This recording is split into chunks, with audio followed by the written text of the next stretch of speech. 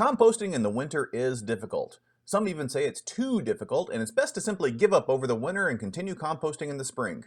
I say that's a load of nonsense! Winter composting is difficult, but I live just north of Chicago and we completed our first winter of composting with pretty good results. I did most things right and a few things wrong, so I made this video to pass along what I learned. Now, my goal for composting over the winter is probably the same as yours, which is to simply keep the composting process going over the winter so that you have usable compost in the spring just in time for the planting season.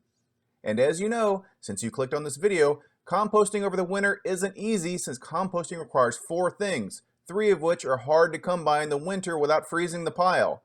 These things are warmth, which is hard in the winter, moisture, but not too much moisture, air, but not cold air, and fuel in the way of easily compostable materials. To this end, here are 10 tips to help keep your compost pile working all winter long so you can have usable compost in the spring. First, location matters. If you can, position your compost pile so that it gets as much sun as possible. Try not to have it blocked by a shed or any trees or anything. Now, I personally violated this rule since there's really nowhere else that works for me, but if you can, position your pile where it can soak up the sun's rays during the winter. Second, size matters. Ensure you start the winter with a large pile, one that's at least a cubic yard to ensure the pile is self-insulating. A large pile ensures the outer 6 to 12 inches or so will insulate the inside of the pile, which helps keep the heat generated by the composting process trapped, which helps composting continue. Third, insulate, insulate, insulate! Wait, didn't I just say the pile is self-insulating? Yeah, but I also said that only the middle of the pile will continue composting in this case. If you want the whole pile to compost, then you must insulate the pile, especially if it's not in a sunny spot. You can do this by adding cardboard on the sides of the bins, thick blankets on top of the pile, hay bales or bags of leaves along the outside of the pile. Basically do whatever works for you to add extra insulation to help trap heat generated by the composting process. The more insulation you add, the more heat is retained, and the more composting will occur throughout the pile. Fourth, related to insulation, cover the pile. You want to keep snow off the pile in the winter and excessive rain off the pile in the spring, or whenever your rain season is. So ensure you cover the pile with a top or tarp or whatever works for you, and brush the snow off that cover after it snows to help protect the heat in the pile. Also, to keep the pile from getting too moist, keep it covered during the rainy season, which is April here where I live. Else, you can end up with an excessively soggy pile which can slow down or even stop the composting process. Fifth, use the sun's rays to your advantage. Even though it's cold in the winter, the sun still comes out on occasion, even up here in Chicagoland. So paint the cover a dark color, or cover the pile with a dark colored tarp, or black garbage bag, or whatever else works for you that helps absorb and trap the sun's rays. I have to admit I failed to do this one, but I will definitely be doing it next winter. Sixth, chop chop! Finally, chop up every piece of garden waste, kitchen scrap, and anything else before adding it to the pile. The finer things are chopped, the easier and faster they compost.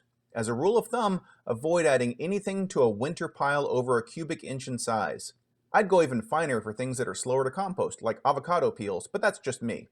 My point is, composting is difficult in the winter as it is. There isn't much active bacteria in the pile, so you want to give the composters as much surface area to work with as possible to make it easy for them. Seventh, don't flip the pile!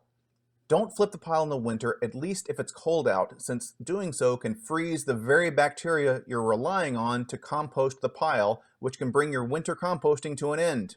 If there are worms in the pile, they're not going to like being exposed to sub-zero temperatures either.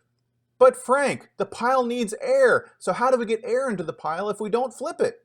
Good question, and that's where leaves come in. Eighth, add more leaves in the winter. Gather, mulch, and store your fallen fall leaves so you have them available to add to your pile along with your kitchen scraps during the winter. Why? First, the leaves help aerate your pile, which is extra important since it's not being flipped in the winter. The leaves also help with water drainage, and worst case, can absorb excess moisture, to a point at least. This is important since it's very easy to end up with a soggy pile in the spring, especially if the pile is uncovered over the winter, or worse, the rainy season. Ninth, store your compost fuel in a warm place. It can be difficult adding kitchen scraps to a winter pile every day, especially if that means trudging through a foot or more of snow and freezing temperatures. Nobody enjoys that, at least nobody I know. So many folks, myself included, Simply keep a bucket or bin in their heated garage or laundry room. They then empty chopped up scraps into this bin through the week. Then for a given week where it's brutally cold, they can pick a relatively warm day that week to carry the bin out to the compost pile and add the fuel so they don't have to do it more often. The main point here is to store your kitchen scraps and, if possible, your fall leaves in a warm place, like a heated garage or laundry room, so that they're not frozen when you add them to the pile. After all, the goal is to keep the pile warm, right? So don't add frozen scraps to the warm pile. And finally, 10th, water your pile a little. You'll want to occasionally water your pile over the winter with, you guessed it, warm water. Up here in northern Illinois, it gets not just cold in the winter, but also dry, and composters need moisture. So you'll probably need to add some water to your compost pile over the winter, depending on where you live, but this is key. You don't want to add too much, else it'll be one soggy compost pile in the spring. I'm still trying to figure out exactly how much to add to my pile, but I estimate I added about 5 gallons of water over the winter, which was a little too much. So my bet is the sweet spot for me is closer to 2 or 3 gallons per cubic yard over the winter. Of course, this also depends heavily on what kind of kitchen scraps you're adding. If you add a lot of water-rich foods like iceberg lettuce or watermelon, then you probably won't need to add as much water. You be the judge. My point is, if the humidity outside drops in the winter, you probably need to add a little warm water to the pile on occasion. Do you know of any other tips to help keep a compost pile going over the winter? I should have chopped up that banana. That's okay. If so, feel free to drop a comment below. I'd like to hear about it, seriously. As always, I hope this helps and thanks for watching. Cheers!